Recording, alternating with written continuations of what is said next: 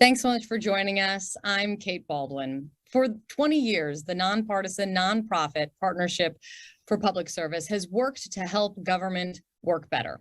The organization supports career elected and appointed leaders in the executive and legislative branches to be ready to govern and solve big problems, true public servants. Back in May, the partnership announced 29 finalists across 6 categories for the 2021 Samuel J. Heyman Service to America Medals, the Sammys. That kicked off voting for the People's Choice Award, which is your opportunity to weigh in on which of this year's stories most inspired you. And you really showed up. This year's People's Choice competition set a new record. A record of over 110,000 votes. And now I have the very big honor of announcing your choice, the People's Choice for 2021. Ana Hinojosa and Eric Choi from Customs and Border Protection. Ana and Eric and their team have won for their work fighting modern-day slavery by stopping goods made with forced labor from entering the U.S. market. Ana, Eric, congratulations. Thank you. Thank you, Kate. We're so excited. It's truly an honor to meet you both, as I've said. Ana, you're not only chosen for your great work, but you're also chosen by many of your peers. That must feel even additionally special. How does it feel? It's really humbling, and it's a great experience. And I know that Eric probably feels the same way. We're the two faces that came forward for this award, but we're really representing a large group of our colleagues within Customs and Border Protection doing this important work. So we're thrilled. Eric, before we talk about the work, about your work and how and why you do it, can you give me a sense of just the scale of the problem that forced labor is, and what country or region is the worst offender of this type of human rights abuse? Well, Kate, the reality is that forced labor is all over the world. The International Labor Organization assessed that more than 25 million people across the world are in forced labor situations. As I said, it's all over the world, but certainly there's a greater concentration in certain parts of Asia. Eric, one recent example of the success of your team's efforts I was reading about is August of last year, you all collected a more than $500,000 fine from a Chicago-based company for trying to import shipments of the plant extract stevia that's used in, well, so many things, but soft drink sweetener. The shipments had been produced by forced prison labor in China. And according to CBP, which this really stuck out to me, is this marked the first time in 25 years that CBP has imposed such a penalty. How do you do it? Why was this such a success? Well, this was one of the first cases that CBP had taken on since Congress had given CBP additional authorities to enforce forced labor.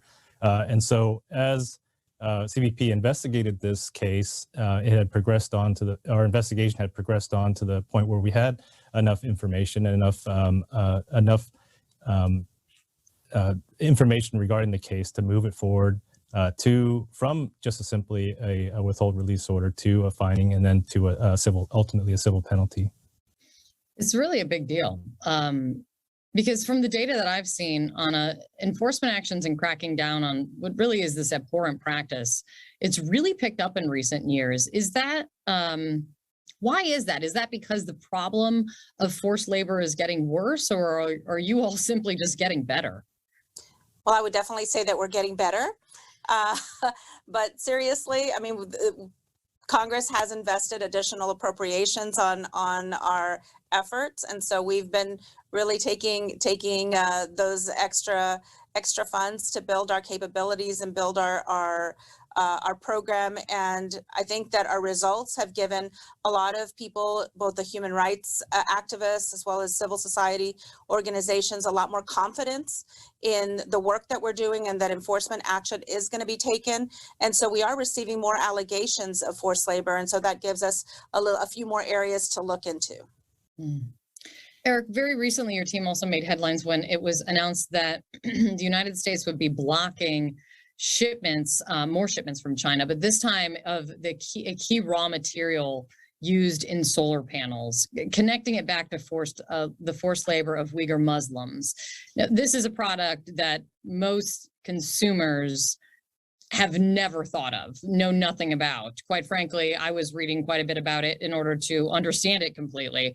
So beyond being important to stand up for human rights in what you do, how do these types of enforcement actions benefit American consumers? Well, first of all, I think as far as American values goes with regards to human rights, I think we as a nation believe that, you know, we shouldn't be consuming or using materials or products on the back of forced labor. And so also the labor, as far as the economy goes, is that the products that are produced with forced labor are produced at a cost with much cheaper labor. So companies are able to sell these products at a much lower price, which undercuts American companies. So therefore, it creates an unequal competition with American companies, and it's an unfair trade practice. Yeah, and Anna, can you speak to that too? Because I think that's an important part of your work in the public and your public service, which is the values that we stand for in this country, and how important it is that we lead in this manner. But also, it's good for our values, and it's also good for American business. Absolutely, Kate. I think it's important for American consumers to know that a big part of the work that we're doing is also to protect the American economy. And American economy, it means American jobs. And as Eric mentioned, when importers in the United States are comparing the price of goods that they're going to purchase, they shouldn't just look at what's the cost. They should look at what's included in that cost to make sure that they're not undermining or unfairly considering the price because somebody's using detainees or not paying for the labor that's going into producing those products, because that's really not a fair competition, not just for Americans, but even for other countries that are paying fair labor wages and protecting the human rights of workers. And when you think of kind of the task and challenge before you, it almost seems insurmountable when I really started to think about it, when you consider how many products, materials, and more that come on to American shores every day. The opportunity for this type of human rights abuse is enormous. And it feels to me that that means so much for you all to track and keep an eye on. Why do you do it? I'd love to hear from both of you what this work means for you, especially when you know what a huge challenge this is. It's, as you said, it's a huge global problem. Eric, why do you do it? Sure. I think Anna had a quote at one point in time where she said, you know, she wishes that we were superheroes and could address every instance of forced labor, every instance of or allegation that of forced labor that's out there. And unfortunately, that's not the case. But it really takes a team of teams. If we look at across the federal interagency, across the administration's priorities for its current trade agenda, but also working together with civil society, investigative media, tackling this problem together, and to be, working together and being a part of that solution. While the problem is huge, I think that really is what public service is tackling these big problems and being a part of that solution. While we can't do it individually, we enforce based upon our authorities, and that's what Anna and myself and the team are working hard every day to try to make a difference. Yeah, Anna, how did you get into this? Tell me about how Anna, ended up running this whole thing. Well, how much time do you have, Kate? I actually started into my career with Customs as a student and in the university. I came in an internship program, and I thought that I was going to stay a year and then move on to other things. Within that first year, I fell in love with the mission. I fell in love with the work and the people. And I'll tell you that after more than 30 years, I love the work that I do.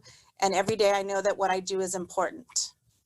It really is. It really is. I mean, do you, this is what, as I was learning about both of you, I kept thinking, man, they need to brag more. I mean, I know that by design and I'm sure by nature, you guys won't do that, but you need to brag more because your work is fantastic. It's so important. I mean, that must feel really good when you get those successes under your belt. And then, and when you've like those two examples that we were just discussing, how does that feel with those successes when you can see that you've really made a difference and you've really left a mark? I think I'll start, and if you want to add something, Eric, I think that what we get to see is a lot of the information behind the scenes of what's actually happening to these workers in those foreign locations and the conditions that they're having to work under. I had the opportunity to travel to Malawi to look at some of the tobacco fields and talk to some of the farmers and see what the reality was on the ground. And it is very dire what some of these children and some of these workers are being subjected to, and so really bringing that home to the difference that we're making to people around the world is really important. Eric, did you want to add anything? No, I mean, certainly it's exciting, you know, to be the people's choice and get the votes for this award. But I think what's exciting is that you know, to be able to know and be a part of the actions that are occurring to make those big differences. I think as a result of our work, the team's work, and also the work of the federal interagency, we've seen a significant amount of movement in the discussion globally with regards to forced labor. We've seen countries make significant strides in making differences in their labor practices, but we've also seen a lot of affected populations, get repayments for their work, also be put into better living conditions. All those things are highly rewarding just to see the change and the difference that teams can make in the work, but with the work that we do. And it's also about deterrence, right? Because it's the immediate and it is helping.